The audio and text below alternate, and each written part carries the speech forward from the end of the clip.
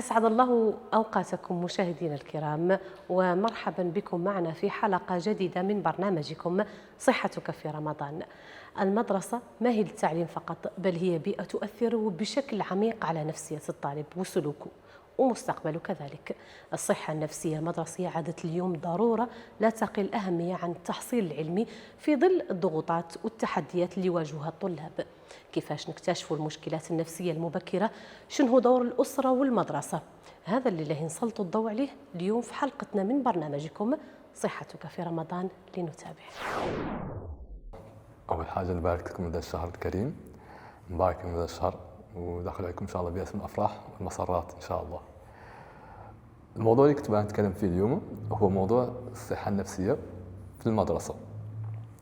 في الغالب كنربطوا المدرسة بالقراية، يعني غير المدرسة بحال كل بيئة سابقة تعود مكتسبات ومهارات، هي مولي بيئة فيها الإنسان، والإنسان بطبعه لما ارتاح في بيئة ولما عاد في ذيك البيئة عنده نفسية مريحة ما هو اللي يعطي فيها. اللي هي دائما في المدرسة كان نتجاهلوا الجانب النفسي، غير هو الركيزة الأساسية في التمدرس والتحصيل الدراسي عند الأطفال.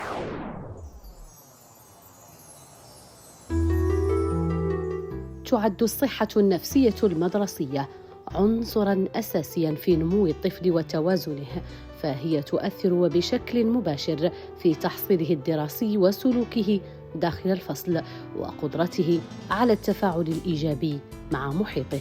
فالمدرسة ليست فقط فضاءً للتعلم الأكاديمي، بل بيئة نفسية واجتماعية تتشكل فيها شخصية الطفل وتبنى ثقته بنفسه. وكلما توفرت بيئة داعمة قائمة على التفهم والاحترام، كلما ساعد ذلك الطفل على النمو وبشكل سليم ومتوازن.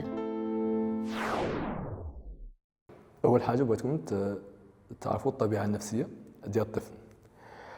الأطفال عندهم احتياجات نفسية أساسية: الحب، الأمان، الاعتراف، المعاملة الحسنة.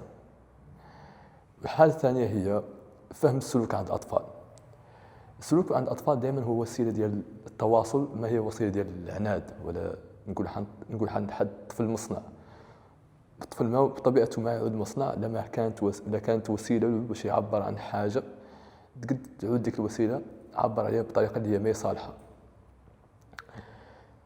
كل طفل عنده نسق نمائي خاص، كلها بطبعه، كلها بسيرته الخاصة، كلها بقوته ونقاط قوة ديالو ونقاط الضعف ديالو، اللي هي ضروري ليرجعوا للنقطة ديال المقارنات. ضروري نعرفوا عن كل طفل عنده واحد المسار نمائي خاص به، يقدر يختلف على ولاد عمه، على خوته، على ولاد خالاته. اللي هذيك المقارنة خاصنا نردوا لها البال، بها من أهم النقط اللي كتأثر على الجودة النمائية ديال داك الطفل، وهو بحال كيتصور راسه. كنقولوا حنا بالحسانيه الطفل فيه اعظام راسه، دوك اعظام راسه مناش جاو من داك لو ديال المقارنات الزايده. انت ما كيف فلان، انت خاصك تعود كذا، انت كذا، انت كذا كذا. هذا كينمي واحد العقد عند الاطفال. يا غير الحمد لله على لطف مولانا، لكننا واعيين بهذه النقطه الاساسيه، نقدروا نبدلوا معاملاتنا اليوميه مع الاطفال.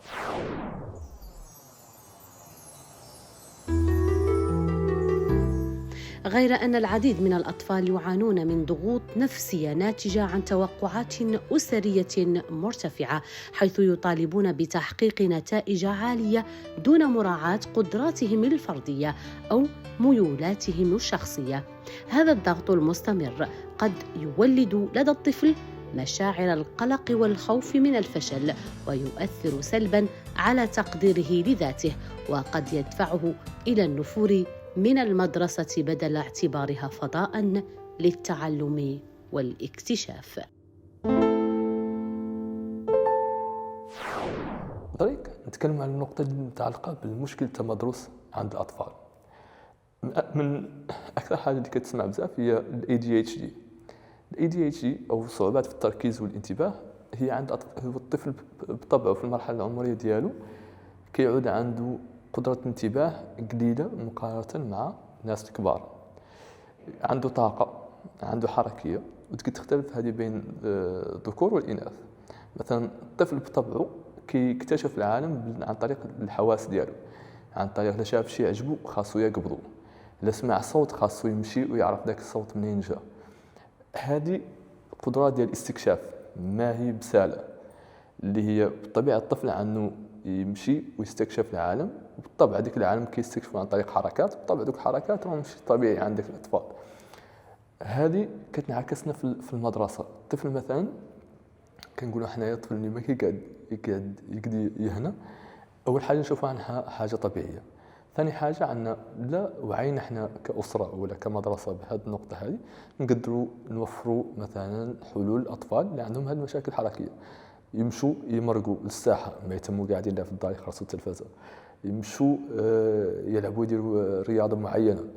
في المدرسه الاوقات ديال الاستراحه نزيدوا من وقت.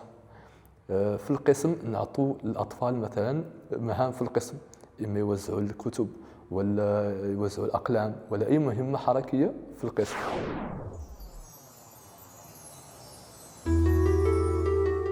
وتزداد هذه الضغوطات مع انتشار المقارنات داخل الأسرة أو مع الأقارب، حين يقاس الطفل بغيره من حيث الدرجات والنجاح الدراسي. مثل هذه المقارنات وإن بدت للبعض وسيلة للتحفيز، إلا أنها قد تزرع في نفس الطفل الإحباط والشعور بعدم الكفاءة، وتضعف توازنه النفسي، خاصة إذا تكررت داخل بيئة مدرسية تنافسية تركز على النتائج الأكثر من تنمية القدرات.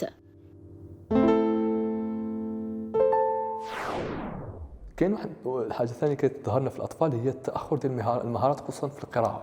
الطفل ما كيقدر يقرا، عنده صعوبه في التهجئه، كتقول هذا الطفل هذا ذلك في الرابع في الخامس في السادس مازال يتهجأ. علاه؟ القراءه للاسف ما كتعلمش بالطريقه المناسبه لكل طفل. الحاجه الانسب باش تعلم كل طفل مهاره معينه، اول حاجه هي تعطيه الخاطر، ما تعطيه الضغط، وتركز على المحاوله اكثر مما هي النتيجه. الحاجه الثانيه هي الضغط ديال التوقعات المدرسيه. دائما حنا كاسره كيكون عندنا توقعات على ذاك الطفل، بغينا يجيب احسن نقط، بغينا يكون مزيان في الرياضيات، في العربيه، في الفرنسيه، في كذا، في المواد كامل، في الاجتماعيات، في الاسلاميات، ويعود اللي حافظ القران وكذا. كان ثقل وكاهل الطفل بالتوقعات، وهو دوك التوقعات هما بصفه اخرى واحد تصور او واحد الاسقاط كنديروه حنا كاباء على الاطفال. داك الشيء اللي بغينا حنا من ريوسنا كنسقطوا على اطفالنا.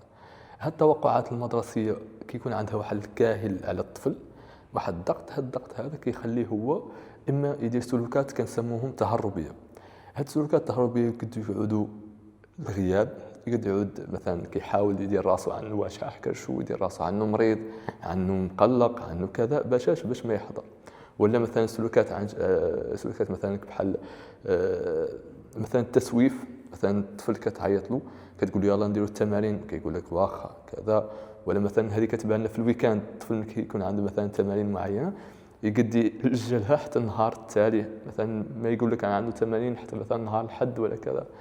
هادو ما هي بساله، هذه لا واحد رياكسيون، لا واحد طريقه طبيعيه كيحاول يعدلها الطفل به ما هو مرتاح وكذا. نعرف عن قضيه عليت نقطه ما هو مرتاح وكذا، وركزوا على راحه الاطفال. هو شوف ولا من ذاك الجانب ديال المعاملات. كل ما كتعامل الانسان بطريقه مزيانه كتجبر من عنده نتائج زينه، كل ما كتعامل بطريقه ما زينه كتجبر من عنده مولي ترى معامله ما زينه.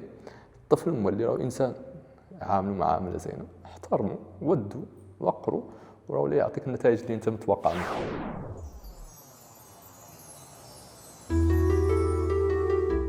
في هذا السياق يبرز الدور الجوهري للأسرة باعتبار الوالدين المربي الطبيعي الأول للطفل والمسؤولين عن توفير الدعم النفسي والعاطفي. فالمناخ الأسري القائم على الاحتواء والإصغاء والتشجيع بعيداً عن الضغط والمقارنات يمنح الطفل شعوراً بالأمان ويعزز ثقته بنفسه، كما أن مراعاة قدرات الطفل الفردية وتشجيع الجهد بدل التركيز على العلامات فقط يساعدانه على بناء علاقة صحية مع المدرسة والتعلم.